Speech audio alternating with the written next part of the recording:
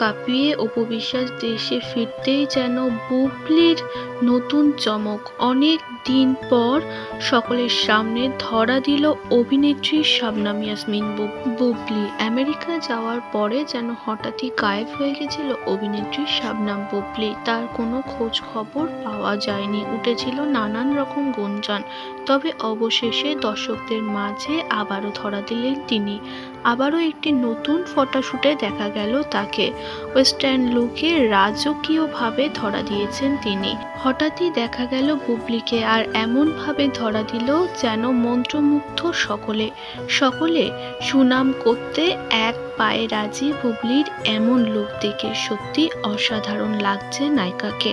তার রূপের প্রশংসা না করে থাকতে পারবে না দর্শক, এতটাই নিজেকে সাজিয়ে তুলেছে।